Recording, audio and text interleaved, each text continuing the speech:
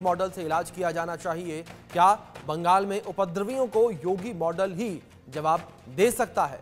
बंगाल में वक्फ बिल के विरोध में हिंसा के बाद लोग दंगाइयों को सबक सिखाने के लिए योगी मॉडल की मांग कर रहे हैं। अलग अलग शहरों से खास रिपोर्ट देखिए आप।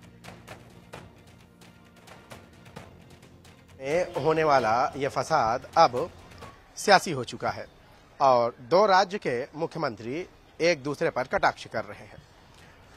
योगी आदित्यनाथ ने अपने तरीक़ेकार को जो है वहां लागू करने की बात कही है और यही नहीं, उन्होंने ये भी कहा है कि लातों के भूत बातों से नहीं मानते, जिस पर ममता बनर्जी ने भी उन्हें जबरदस्त जवाब दिया है कि आपने भी तो आपके इलाके में जो चीजें रही हैं, खासकर उन्होंने संगम में होने वाली मौतों को लेकर कहा है कि आपने बताया क्या कितने लोगों की मौत हुई है। तो ये जो मुर्शिदाबाद में हो रहा है, इसको लेकर जो है अब जो है सियासत जो है तेज हो गई है। मुंबई के भिंडी बाजार इलाके में मैं मौजूद हूं और यहां जानने की कोशिश करेंगे कि जिस तरह से मुर्शिदाबाद में हुआ हजरत, किस नजरिए से देखते हैं आप? देखिए, मुर्शिदाबाद में जो हुआ और इस वक्त जो कुछ हुआ हो रहा है वो एक सियासी लड़ाई में तब्दील हो चुका है। अब दो तरफा इल्जामात हैं। बंगाल की हुकूमत ये कह रही है कि ये बीजेपी वालों ने करवाया और बीजेपी वाले कह रहे हैं कि जो एहतजाजी थे और उनके साथ बंगाल की हुकूमत थी उसने करवाया। अब सही सूरत हाल क्या है उसका तो हमें इल्म नहीं है। हालांकि जांच कमेटी बिठाई गई है इस चीज को लेकर। जी, वो जांच कमेटी बैठाई गई है, जो सही सूरत हाल है वो सामने आएगी, फिर कौन कसूरवार है वो मालूम हो जाएगा। वक्फ को लेकर जो तरीक़ाकार अपनाया गया है वो कितना सही है? क्योंकि कई महाराष्ट्र, बिहार, यूपी, इन जगहों पे इस तरह की सूरत हाल नहीं है जो दिखाई दे रही है, बंगाल में ही है। असल चीज़ ये है कि वक्फ बिल या उसके बाद जो वक्फ कानून बना, ये तो हमारी मजहबी आज़ादी में सरासर मुदाखलत है और उसके साथ साथ इससे बड़ा मसला ये है कि ये आईन के ऊपर हमला है। आईन की दफ़ा 14, 25 और 26 में जो समानता है और जो मजहबी आज़ादी है, हर एक को अपना इदारा बनाने और चलाने का अख्तियार दिया गया है, ये सरासर ये कानून हमारी मजहबी आज़ादी को छीनता है और दस्तूर की मूल धारा के ये खिलाफ है। इसलिए मुल्क का हर इंसाफ पसंद शहरी, सिर्फ मुसलमान ही नहीं, हर इंसाफ पसंद शहरी इसको जो है गलत समझता है। इसकी एक कानूनी लड़ाई सुप्रीम कोर्ट में चल रही है। कल बहस हुई और उस बहस में जो कुछ हुआ और हुकूमत की तरफ से जो उनके वकील थे उनकी किस तरह घिघी बंध गई, हलक सूख गई, कुछ जवाब नहीं दे सके। और दूसरी तरफ जो वकला थे उनकी बहस कितनी मुदल्लल थी, कितनी उनकी दलील में ताकत थी, वो तो पूरे मुल्क में ने देखा, पूरी दुनिया ने देखा।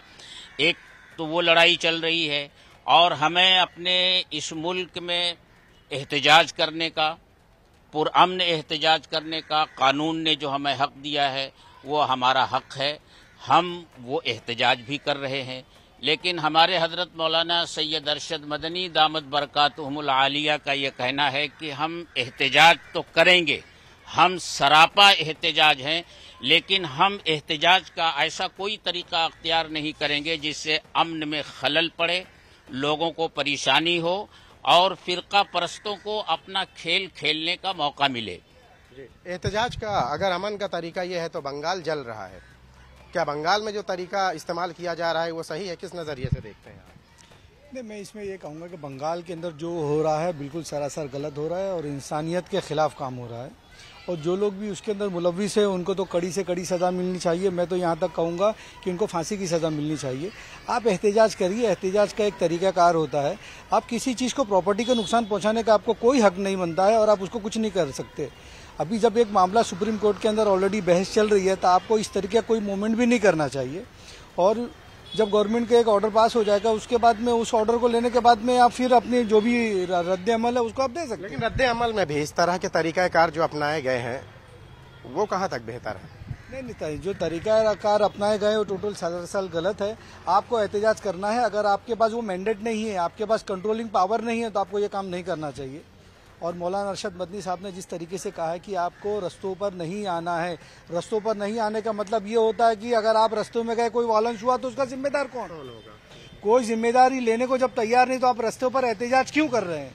योगी आदित्यनाथ ने एक बात कही है और इस बात के बाद ही जो है दो राज्य के मुख्यमंत्री आपस में एक दूसरे पे जो है टीका टिप्पणी करते नजर आ रहे हैं कि लातों के भूत बातों से नहीं मानते। ये उन्होंने किसके लिए कहा है आप अंदाजा लगा सकते हैं कि यूपी में, बिहार में, महाराष्ट्र में कहीं भी जो है इस तरह के जो है फसाद या दंगे, लोग विरोध प्रदर्शन कर रहे हैं लेकिन अपने अपने तरीके से। तो उन्होंने जो बात कही आप इसे किस नजरिए से देखते हैं? योगी आदित्यनाथ के बारे में तो एक ही जुमला है जो बोलना नहीं चाहिए, खिसियानी बिल्ली खंबा नोचे। एक होड़ लगी हुई है ना, अभी जिस तरीके से आरएसएस एक मूवमेंट कर रहा है कि भाई मोदी जी को रिटायर होना है, तो मोदी जी को रिटायर करने के चक्कर में ये लोग इस तरीके के अपने आप को पेश करने की कोशिश कर रहे हैं कि प्राइम मिनिस्टर की दौड़ के अंदर मैं सबसे आगे हूँ, मैं मुसलमानों को ज़रूर पहुँचाऊँगा, नुकसान पहुँचाऊँगा। मैं मुसलमानों को जब नुकसान पहुँचाऊँगा तो दिखती बात है कि जब मैं उस तरीके का कलाकार बनना चाहिए। आप देख रहे हो, यूपी देख लें आप, जहाँ जब भी बीजेपी की स्टेट है, हुकूमत है, वहाँ पे किस तरीके का माहौल चल रहा है। वो माहौल जो चल रहा है बिल्कुल गलत माहौल चल रहा है कि जब आप किसी देश के, प्रदेश के एक जिम्मेदार आदमी हो जाते हैं तो आपका फर्ज बनता है कि सबको साथ में लेके चले। मोदी जी का नारा सबका साथ सबका विकास, जो सरासर गलत है। सबका साथ सबका विकास नहीं है, सबका सत्यानाश है, ये उनका नारा परफेक्ट है। आप क्या कहना चाहेंगे, वहाँ जो दंगे हो रहे हैं मुर्शिदाबाद में, क्या लगता है कि वक्फ को लेकर जो है ये तरीकाकार इस्तेमाल करना सही है जबकि बाकी राज्यों में शांति है? देखिए, मैं इस पर कोई यानी बात नहीं कर सकता क्योंकि जो लाहे अमल, जो तरीक़ेकार हजरत मौलाना सैयद अरशद मदनी साहब दामत बरकातुहुमुल आलिया और हमारे सदर महाराष्ट्र के हजरत मौलाना हलीमुल्लाह साहब कासमी दामत बरकातुहुमुल आलिया ने कहा है, वो जैसे हमें जिस लाइन पे लेके जाएंगे हम उसी पे काम करें, उसके अलावा हम कुछ नहीं कर सकते। क्या लगता है कि जो तरीका इस्तेमाल किया गया है और बंगाल में फसाद का, वो सही है?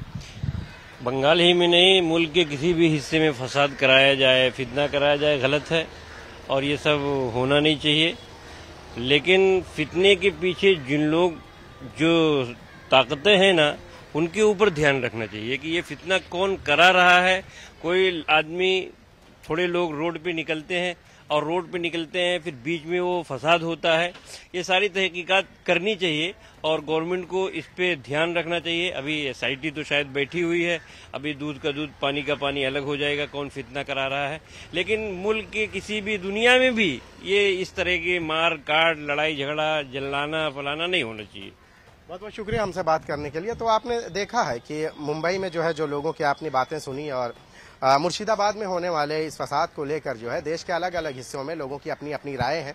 हालांकि कोई भी इस चीज़ से जो है इत्तेफाक नहीं करता कि किसी भी अधिकार के लिए, किसी भी हक के लिए इस तरह के दंगे, फसाद या ऐसी चीज़ें की जाएं जिससे लॉ एंड ऑर्डर को जो है खतरा पैदा हो।